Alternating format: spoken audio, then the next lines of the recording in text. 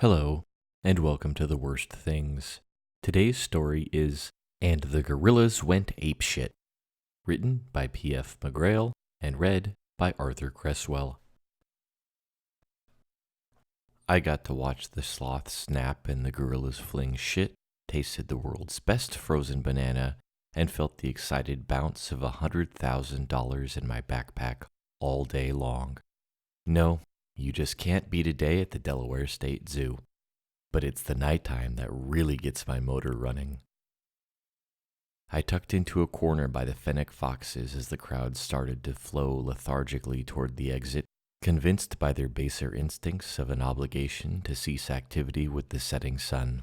Our species are not too different, you know, I explained to a sleeping fox as I slurped down the last of my banana. He was snuggling against the bars in the far corner of his cage, leaning against the unyielding metal for comfort. He felt safe. I smiled. The zoo was empty by the time I stepped out from my occluded corner. No one had noticed me.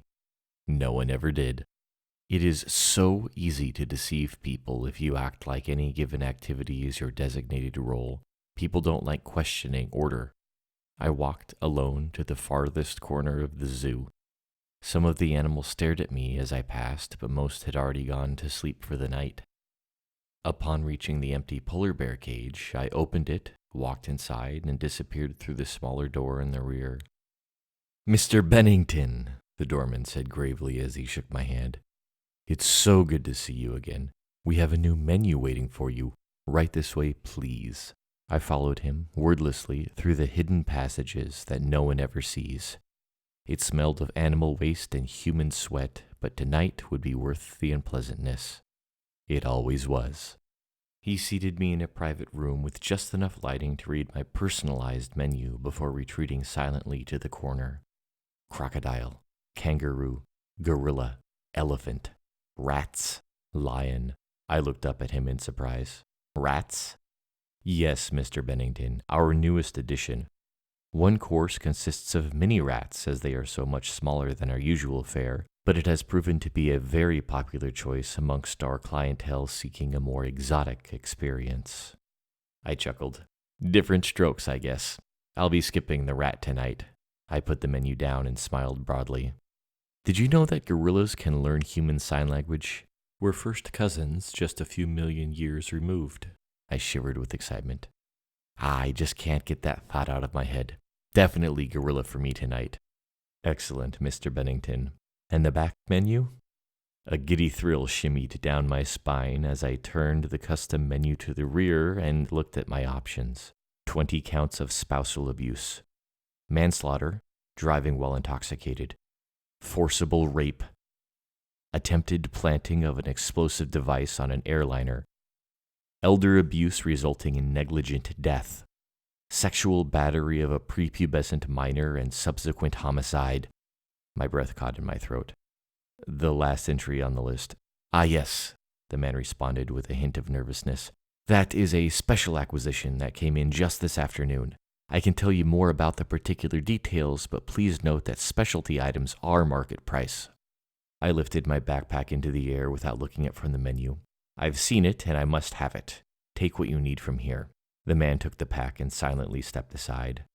Now what can you tell me about the particulars of my order? Very good, sir, he said as he stepped in front of my seat. A 30-year-old man was tasked with babysitting a 6-year-old girl. They disappeared on January 19. 3 months passed before her body was found in a horrifying state of... Stop! I yelled with a wave of my hand. Just stop. I fought back the nausea. I don't want to know anymore. I took a deep, calming breath. Let it begin. The man nodded and stepped out of the room. The lights above me dimmed. They were replaced by spotlights that illuminated a stage in front of me that had heretofore been hidden in shadow. The loud chunk of an unlocking cage resonated from behind the stage. The curtains rustled. A hand peeked through the fabric. It wasn't human. Slowly, it pulled aside the cloth. Standing before me on the stage was a 400-pound silverback gorilla. We stared at one another for a frozen moment. Chunk! Another cage had opened just off stage. This time, the curtains burst forth as a terrified naked man stumbled onto the stage. He collapsed to his knees in tremulous terror. The gorilla screamed in fury. "I hear you like 6-year-olds," I shouted over the composite plastic barrier that I could not see but I knew protected me.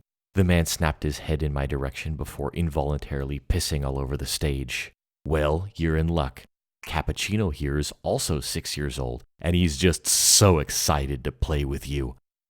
The man leapt to his feet and sprinted for the curtain. He made it 2 steps. Cappuccino caught the fleeing man's right arm and lightly tossed him 10 feet upward. Ironically enough, the man didn't possess that arm for much longer. I spent $100,000 at the Delaware State Zoo that night, and the show was worth every penny.